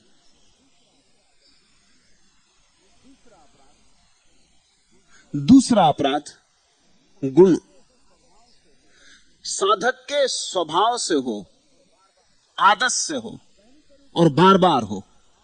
पहली तरह की भूल कभी कभार होती, उसे क्षमा किया जा सकता है, कोई बड़ी भूल नहीं है, छोटी से छोटी भूल है, उसकी पुनरुक्ति नहीं होती। दूसरी भूल की पुनरुक्ति होती, वो रोज रोज दोहरती। तुमने कल भी क्रोध किया था, आज भी क्रोध किया, परसों भी क्रोध किया था, और क्रोध तुम्हारी आदत बन गई।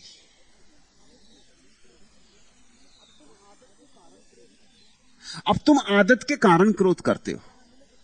अब अगर तुम्हें क्रोध का मौका ना मिले तो तुम तलाश करते हो, क्योंकि उसकी तलफ उठती। अगर मौका बिल्कुल भी ना मिले तो तुम मौका ईजाद करते हो, कोई ना कोई बहाना खोज के तुम क्रोध कर लेते हो। मगर तुम क्रोध करोगे, यह ज्यादा बड़ा अपराध है। पहला अपराध तो दुर्घटना मात्र है। तुम राह पे चलते थे, किसी को धक्का लग गया, जल्दी में थे, धक्का लग गया किसी को, तुमने धक्का मारा नहीं। भीड़ में चलते थे, किसी के पैर पे पैर पड़ गया। इसलिए क्षमा याचना कर लेने से ही बात समाप्त हो जाती। कोई पाप का, अपराध का कोई भार नहीं तुम्हारे ऊपर पड़ता। तुमने कहा कि माफ करें, इतने में बात खत्म हो गई। तुम जब कहते हो माफ करें तो उसका मतलब यह होता है जान के नहीं किया है, चेष्टा से नहीं किया है। मैंने सुना है एक ग्रामीण आदमी शहर आया,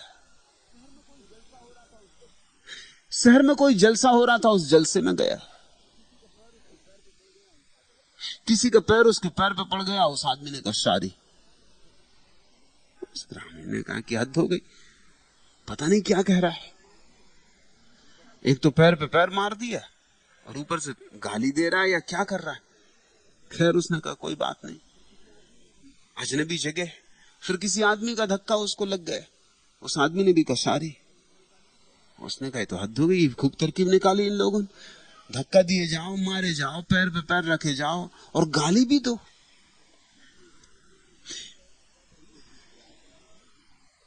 फिर कोई तीसरे आदमी से वही बात हो गई, भीड़ भाड़ थी भारी।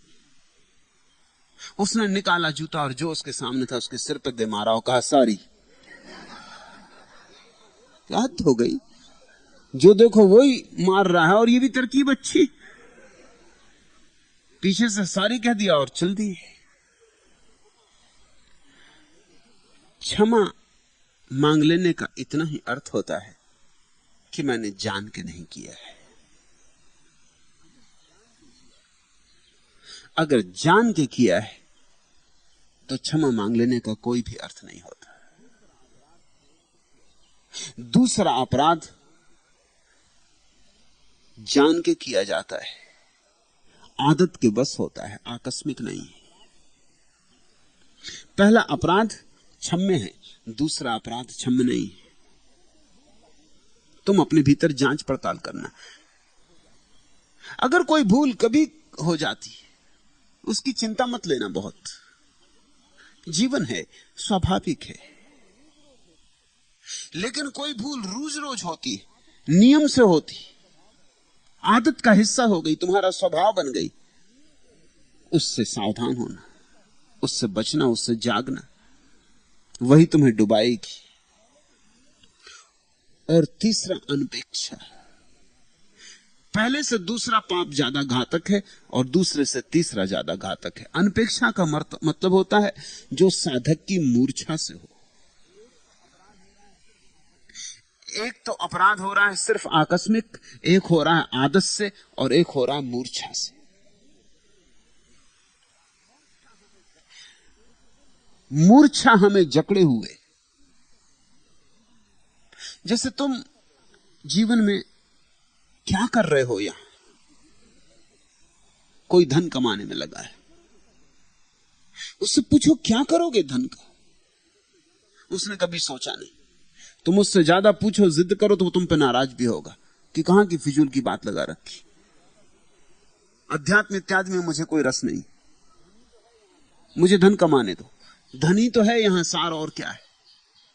इस आदमी ने कभी जाग के सोचा भी नहीं एक क्षण को कि धन कैसे सार हो सकता है।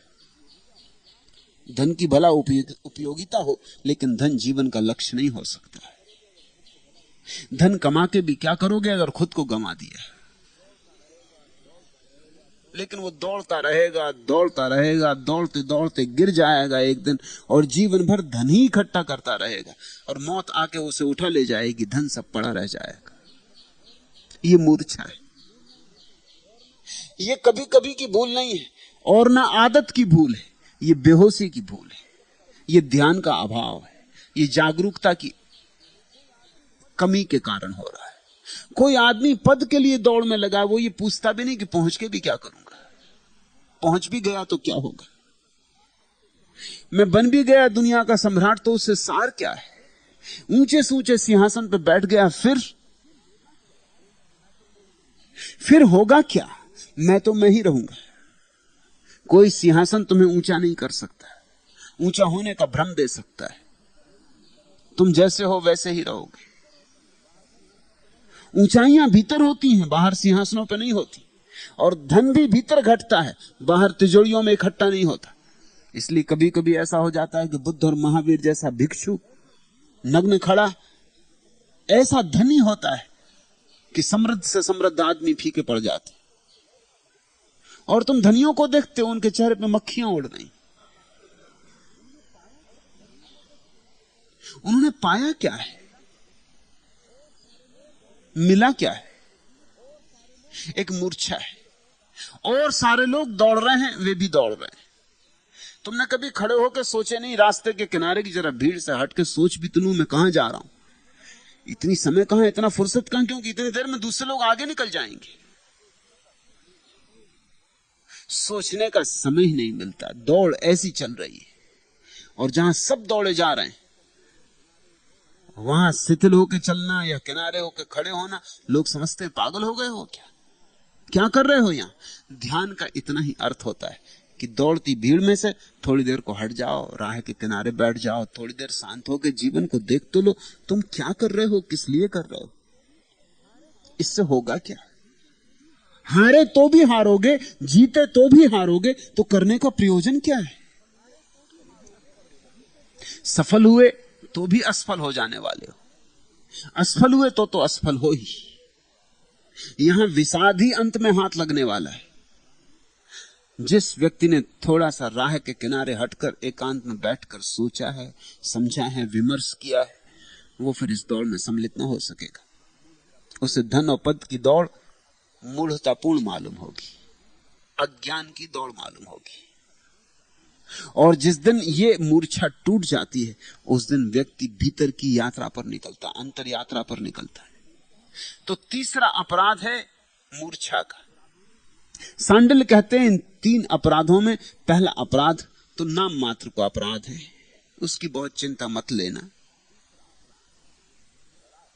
दूसरा अपराध बड़ा अपराध है, आदतें बहुत जोर से पकड़े हुए। कोई शराब पी रहा है, वो आदत है। कोई सिगरेट पी रहा है, वो आदत है। कोई जुआ खेल रहा है, वो आदत है। कोई चोरी कर रहा है, वो आदत है। मैंने सुना है कि महाराष्ट्र के एक संत एकनाथ यात्रा पर जाते थे, तो गांव के बहुत लोग उनके साथ जा रहे थे। उन दिनों यही रिवाज था कि अगर तीर्थ यात्रा पर भी जाना हो तो किसी संत के साथ जाना, क्योंकि संत के साथ जाओगे तो ही तीर्थ पहुंचोगे। अकेले चले जाओगे, तीर्थ आ भी जाएगा मगर तुम पहुंचोगे नहीं, क्योंकि तुम्हें तीर्थ का कुछ पता ही नहीं है। जो पहुंच गया हो तीर्थ, उसके साथ तीर्थ यात्रा पर लोग जाते थे। तो गांव के बहुत लोग एकनाथ के साथ हुए। गांव का एक चोर भी, जाहिर चोर। छोटे गांव जब थे दुनिया में तो सभी चीजें जाहिर थी कि कौन चोर है, कौन जुआड़ी है, कौन शराबी। छोटे गांव में बचे क्या, छिपे क्या।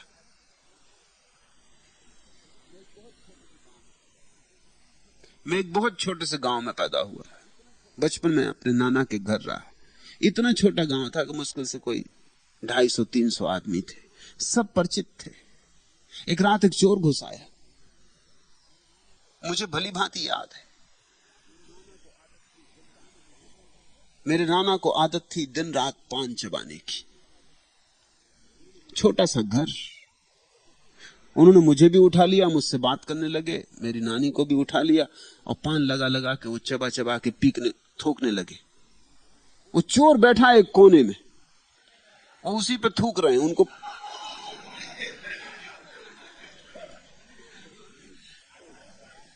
जब वो चोर बर्दाश्त के उसके बाहर हो गया तो भाग गया। दूसरे दिन सुबह वो आया दुकान पर उनकी और कहा कि खूब किया, सारी कमीज खराब कर दी। छोटा गांव, चोर भी जानता है, साहूकार भी जानते हैं कौन कहां है, कौन क्या कर रहा है। और वो कह भी गया आके कि हद कर दी, चोरी का तो मौका ही कहां है, क्योंकि रात भर तुम जागते ही रहे और मेरी कमीज भी खराब कर दी।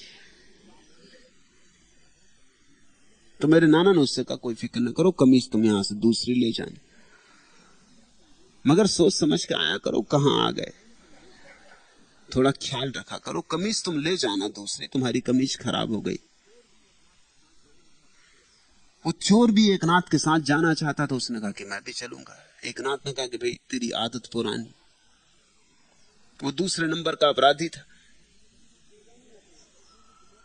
तू चूकेगा नहीं अपनी आदत से, हम तुझे भली भांति जानते, क्योंकि मौका आए होंगे कि वो एकनाथ तक की चीजें चुरा ले गया होगा, कि तू भाई ना ही जा तो अच्छा, क्योंकि कई लोग जत्थे में होंगे और तू चीजें मीजें चुराएगा और परेशानी खड़ी होगी, तू बाज ना आएगा, लंबी यात्रा है, फिर तुझे बीच से भेज भी ना सकेंगे, लोग शिकायत भी करेंगे। पर उस चोर ने कहा मैं कसम खाता हूं, अब आपके सामने क्या कसम खाता हूं कि चोरी नहीं करूंगा। जिस दिन से यात्रा शुरू होगी उस दिन से लेकर जिस दिन यात्रा अंत होगी तब तक चोरी नहीं करूंगा। आगे की मैं नहीं कहता, मगर यात्रा में नहीं करूंगा, ये तो मेरी आप वचन मेरा स्वीकार करो। एकनाथ ने कहा ठीक। दिन अच्छे थे वे। अब तो तुम साहूकार के वचन का भी भरोसा नहीं कर सकते, तब चोर के वचन का भी भरोसा किया जा सकता था। तब डाकुओं में भी एक भलापन होता था, अब भले आदमियों में भी डाकू हैं। चोर ने कहा तो एकनाथ ने मान लिया कि ठीक है, और चोर ने अपने वचन का पालन किया। महीनों लगे यात्रा में, लेकिन उसने चोरी न की। लेकिन एक उपद्रव शुरू हुआ। उपद्रव यह हुआ कि एक आदमी के बिस्तर की चीजें दूसरे आदमी के बिस्तर में मिले, किसी की संदूक की चीजें किसी और की संदूक में मिले, मिल तो जाएं लेकिन चीजें गड़बड़ होने लगी। एकनाथ को शक हुआ, उन्होंने पूछा उसको भाई तू कुछ कर तो नहीं रहा? उसने कहा देखिए आपसे मैंने कहा चोरी नहीं करूंगा, सो मैं नहीं कर रहा हूं, लेकिन मेरा अभ्यास तो मुझे जारी रखना पड़ेगा। रात मुझे नींद ही नहीं आती, तो मैं चुरा तो नहीं रहा हूं, एक चीज मैंने नहीं चुराई, मगर इसके खीसे से निकाल कर उसके खीसे में कर देता हूं तो मुझे राहत मिलती। फिर मैं निश्चिंत जब 2-3 बजे रात को कुछ काम कर लिया फिर सो जाता हूं। अब इसमें आप बाधा ना दो, चीजें मिल ही जाएंगी उनको, सभी यही है, कोई कहीं जाता नहीं। मगर आप जानते हो लौट के फिर मुझे काम तो अपना चोरी का करना ही पड़ेगा, तो अभ्यास, ऐसे अभ्यास चूक जाए। उस चोर ने कहा देखो आप भी रोज भगवान की प्रार्थना करते कि नहीं? ऐसे मेरा ये काम है। तो एक अभ्यास, आदत से काम हो रहे हैं, वे ज्यादा घातक हैं पहले से। उनसे भी ज्यादा घातक तीसरे हैं जो अभ्यास से भी ज्यादा गहरे हैं, आदत से भी ज्यादा गहरे हैं। क्योंकि किसी को सिगरेट पीनी हो, शराब पीनी हो तो सीखनी पड़ती, लेकिन लोभ अनसीखा है, क्रोध अनसीखा है। किसी को जुआ खेलना हो तो सीखना पड़ता है, सीखोगे तो ही सीख पाओगे। जुआनियों का सत्संग मिलेगा तो सीख पाओगे, चोरों के साथ रहोगे तो चोरी सीख लोगे।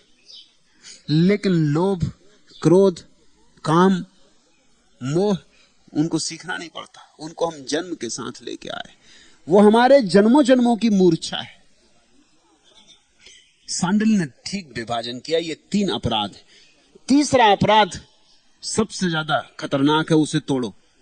और जब तीसरा टूट जाता है तो दूसरे के टूटने में बड़ी आसानी हो जाती है। जो स्वभाव को बदल ले उसको आदत बदलने में कितनी देर लगेगी? आदत तो ऊपर ऊपर है। और जिसका दूसरा समाप्त हो जाता है उसका पहला भी समाप्त होने लगता है, क्योंकि जितना जागरूक होता है व्यक्ति उतनी ही आकस्मिक घटनाएं घटनी बंद हो जाती। वो संभल के चलता है, किसी के पैर पे पैर नहीं पड़ता, वो होश पूर्वक जीता है। फिर भी पहले तरह की घटनाएं शायद कभी घट सकती, उनका कोई बहुत मूल्य नहीं है। क्षमा मांग लेने से उनकी क्षमा हो जाती, मगर दूसरे और तीसरे पर ध्यान रखना, सबसे ज्यादा तीसरे पर ध्यान रखना। निमित्त, गुण और अनपेक्षा के अनुसार अपराध की व्यवस्था है। पत्रादे दानम अन्यथा ही वैशिष्ट्यम। पत्र पुष्प आदि दान में एक ही फल है। जागरूक होकर जियो, फिर परमात्मा को तुम कुछ भी चढ़ा दो, फल एक है। ये बड़ा अद्भुत सूत्र है। तुम जाके कोहिनूर हीरा चढ़ा दो या बेलपत्री चढ़ा दो, सोने के ढेर लगा दो या एक फूल चढ़ा दो, या फूल की पखड़ी ही सही, फल एक है। जागरूक व्यक्ति के द्वारा कुछ भी चढ़ाया जाए परमात्मा को, फल एक है। परमात्मा के सामने न तो सोने का ज्यादा मूल्य है और न फूल का कम मूल्य है। तुमने लाखों चढ़ाए कि दो चार कौड़ियां चढ़ाई, इससे कुछ फर्क नहीं पड़ता। तुमने चढ़ाया, इससे फर्क पड़ता है। स्मृतिकारों ने कहा है, देवता भक्ति मिच्छन्ति, अर्थात फल उतना ही होगा जितनी भक्ति है। क्या दिया यह नहीं, वरन कैसे दिया, किस भाव से दिया, किस हृदय से दिया। देवता भक्ति मिच्छन्ति, देवता तुम्हारा भाव देखते हैं, तुम्हारी भक्ति देखते हैं। तो कभी कभी ऐसा हो जाता है, एक धनी आदमी 1000 रुपए भी दे देता जाके मंदिर में, मगर भाव बिल्कुल नहीं होता, उसे 1000 से कुछ फर्क ही नहीं पड़ता, दिए ना दिए। और कभी कोई आदमी जाके 2 पैसे चढ़ा देता है, लेकिन तब भी फर्क पड़ता है। हो सकता है जिसने 2 पैसे चढ़ाए उसके पास बस 2 पैसे ही थे, उसने अपना सर्वस्व चढ़ा दिए। जिसने 1000 रुपए चढ़ाए उसके पास करोड़ों थे, उसने कुछ भी नहीं चढ़ाया। परम अर्थों में गुण का मूल्य है, मात्रा का नहीं। देवता भक्ति मिच्छन्ति।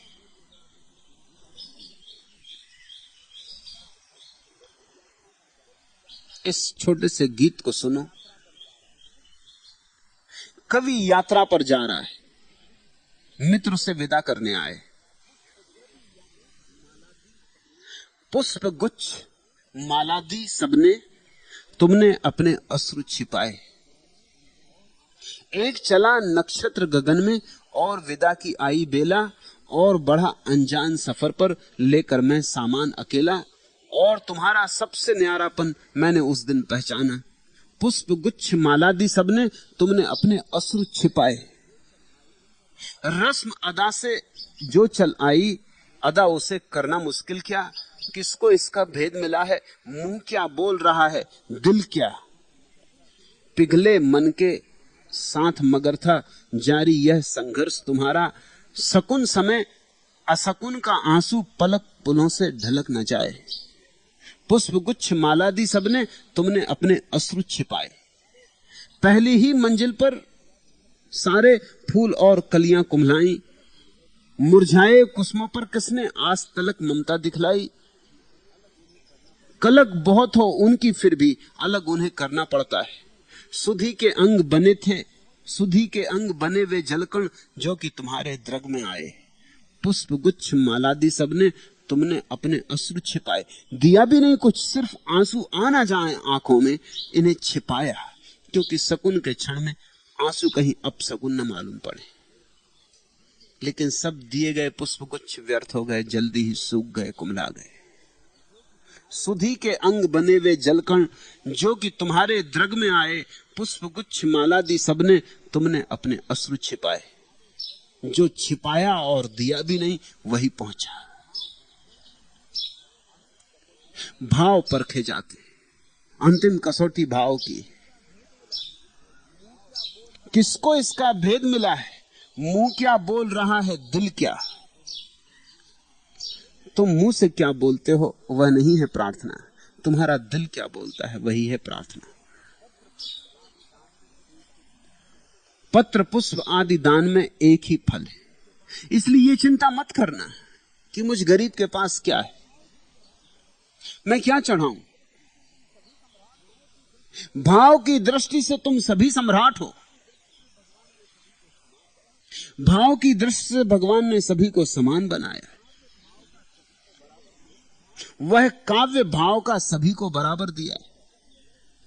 तुम्हारे पास धन न हो फिक्र मत करना, तुम्हारे पास पद ना हो फिक्र मत करना, तुम अपने को तो चढ़ा ही सकते हो, तुम ही वास्तविक धन हो। तुम अपने भावों को तो चढ़ा ही सकते हो। फिर 2 पत्ते भी पर्याप्त थे।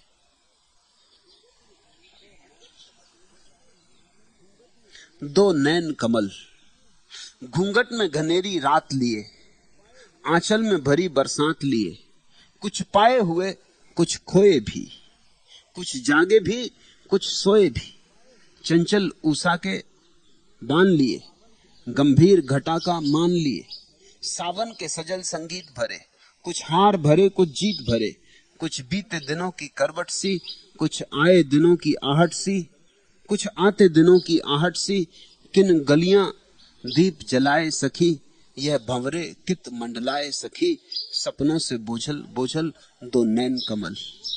कुछ घबराए कुछ शर्माए, कुछ शर्मा शर्मा इतराए, सखी भेदी भेद न पा जाए, कुछ उलझी सुलझी आशाएं, कुछ बूझी बूझी भाषाएं, कुछ बिखरे बिखरे राग लिए, कुछ मीठी मीठी आग लिए, अनुराग लिए बैराग लिए, कुछ बीते दिनों की करवट सी, कुछ आते दिनों की आहट सी, किन गलियों दीप जलाए सखी, यह भंवरे कित मंडलाए सखी, नैनों से ओझल ओझल 2 नैन कमल। कुछ ना भी चढ़ाया, आंखें गीली हो आई, 2 नैन कमल पर्याप्त थे। प्रार्थना पूरी हो गई, हृदय भर आया, पर्याप्त, प्रार्थना पूरी हो गई। तुम झुक गए, देह झुकी या ना झुकी गौण, प्राण झुक गए, प्रार्थना पूरी हो गई।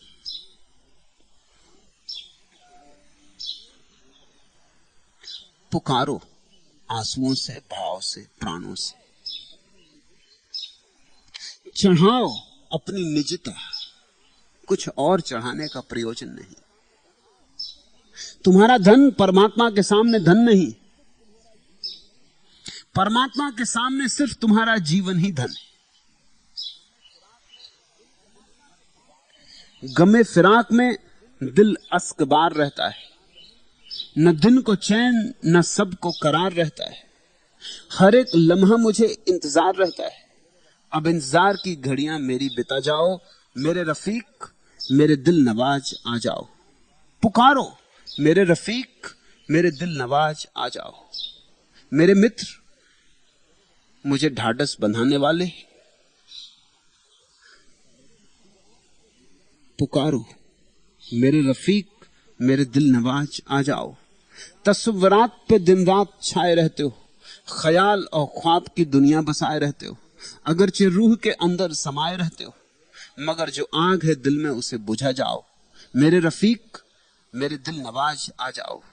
निगाहें ढूंढती हैं तुमको लालाजारों में, तलाश करता है दिल तुमको चांतारों में, ख्याल रहता है हर वक्त कोहसारों में, भटक रही हूं निशा अपना कुछ बता जाओ। मेरे रफीक मेरे दिल नवाज आ जाओ। तुम्हारी याद को दिल लगाऊंगी कब तक, गमे फिराक के सदमे उठाऊंगी कब तक, उम्मीदों बीम की दुनिया बसाऊंगी कब तक, मैं जान हार रही हूं मुझे जिता जाओ। मेरे रफीक मेरे दिल नवाज आ जाओ। पुकारो उस परम मित्र को, उस परम प्यारे को। तुम्हारी पुकार तुम्हारा पूरा हृदय हो, तुम्हारी पुकार में तुम्हारे सारे प्राण समा जाएं। तुम्हारी पुकार तुम्हारी समग्रता से उठे, बस वही भक्ति, और सब आयोजन व्यर्थ है, और सब विधि विधान 2 कौड़ी के। सांडल्य ने उन्हें यजन कहा, भजन नहीं। बुद्धि से जो होता है यजन, भाव से जो होता है भजन। भजन से मिलता है भगवान, यजन से शायद संसार मिलता है। यत्न करोगे धन कमा लोगे, पद कमा लोगे, लेकिन भगवान न तो यत्न से मिलता है न प्रयास से। भगवान मिलता है जब तुम झुक जाते, परम हार में झुक जाते, जब तुम कहते हो मेरे किए कुछ भी ना होगा,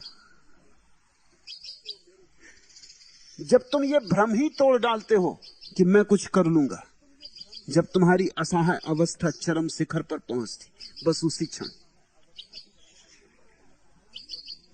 क्षण प्यारा आ जाता है। अगर नहीं आया है प्यारा तो तुमने पुकारा नहीं, इतना ही स्मरण रखना।